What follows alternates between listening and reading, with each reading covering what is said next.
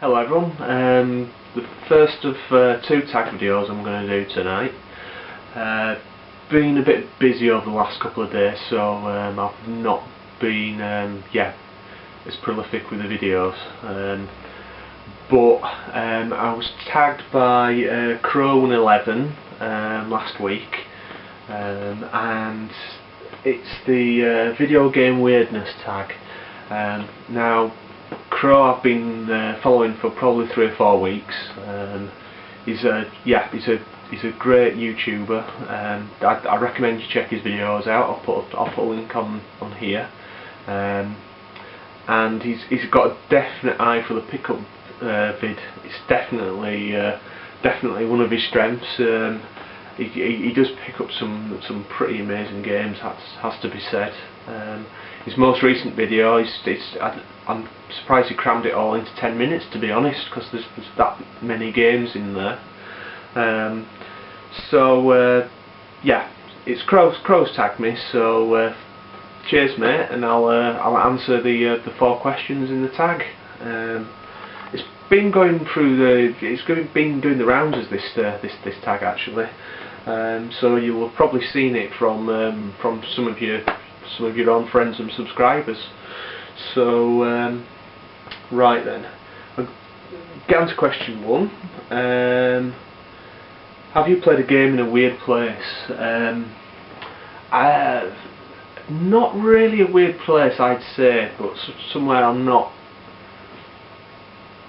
where gaming would be out of place maybe. I've been kind of going to the hospital quite a lot to see an elderly relative over the past few months, and on occasion I've had to wait in the waiting room before I can get into the ward, and I've been playing quite a bit of PSP, and it's just strange to be playing a game, a corridor first-person shooter type game, when you're basically in a great big corridor yourself, full of people just kind of wandering around a bit aimlessly, almost like I'm not saying the zombies, but I'm saying like there's a definite kind of juxtaposition with what I'm playing on screen and what's actually going on around me. It's a bit weird, but it's only weird if you think about it, really. Right then, number 2 is what is the longest time you spent attempting to repair a computer stroke console? I'd probably say the NES. I've got 2 NESs, and I had one kind of basically die, so I've been using it for parts, and one which had the cartridge connector problem. So got a new cartridge connector, opened it up, managed to get most of it apart, no problem, but I seem to remember there's a great big kind of plastic bit in the middle of the console that was a bit tricky to manoeuvre out, and to be honest, the repair itself was pretty straightforward when you got it out of this little, when you got it out of the case properly. But yeah, that probably took me a couple of hours of struggling to sort that out, with a fairly straightforward repair, to be honest. But I seem to remember I've got a Saturn somewhere that took me a long time to attempt to repair as well. It took a lot longer than that. It took me probably a period of a few days before I decided it was a CD drive problem, and I couldn't really do very much about it, so I ended up getting another Saturn. So I failed in that repair, has to be said. Have you ever had nightmares about a game? This is question 3. Yeah, but not the kind of game that you associate with having nightmares. No kind of horror games or anything like that. For me, it was games that I got quite obsessed with and played a lot. strangely, both these games that I'm going to mention are PS1 games, and the first game was Bust a Move. Played it that much, you know, I flew through all the levels, you know, complete the highest difficulty setting levels. Used to play with my friends all the time, and you know, completely destroy them at it. Became quite obsessed with it at one point, to the point I'd have dreams. I'd have really restless nights just thinking about bubbles dropping, and yeah, just chains and chains and chains of bubbles. And I had similar experience with Super Puzzle Fighter on the PS1 as well. Just be having, you know, dream after dream after dream, after night after night after night, about gems, about power gems, and for a while the kind of pervaded my dreams, and yeah, they were kind of nightmares really, I suppose.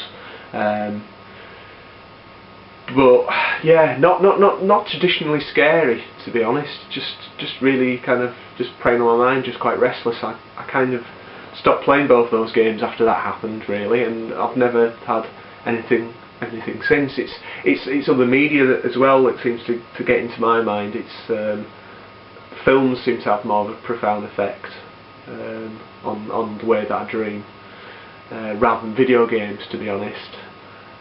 Even though I play video games far more than films, yeah. Question 4: have you ever played a game and decided it was too scary to play? No, I'd say not, to be honest, because again, the games don't tend to kind of affect me in that way. I've had instances where a game's made me you know, jump or a bit creepy. I mean, 2 games I can think off the top of my head are Dead Space as well. There's this definite tenseness in that game. I don't know if it's scary or not. There's a few jumpy moments, but it's more kind of sinister and creepy. But no, it didn't stop me from playing it, and I enjoyed it. Played it through twice. I suppose Eternal Darkness on the GameCube was one that kind of made you question your sanity. It didn't really, but it, you know, the little tricks it would play on you. Again, that was quite creepy in places, but again, not scary to me.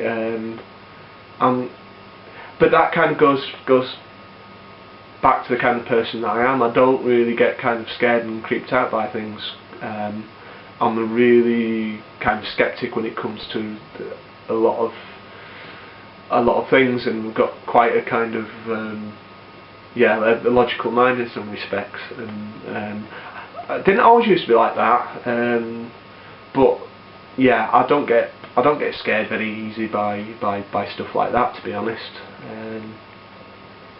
So that would explain why I don't tend to find games too scary.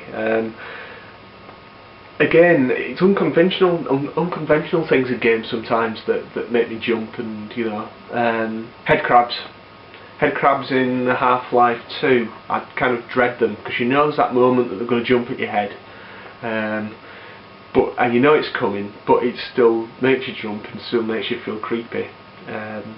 I've had instances in the original Tomb Raider where something's kind of jumped at me from nowhere, and that's made me jump, and that's made me a bit wary.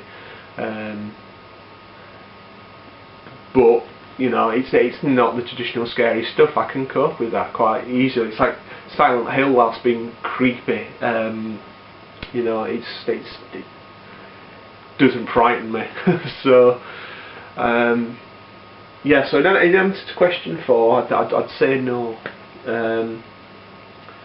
So yeah, I've quite enjoyed this kind of ramble, to be honest. So I'm gonna tag a few people off this video. Not quite made up my mind yet who.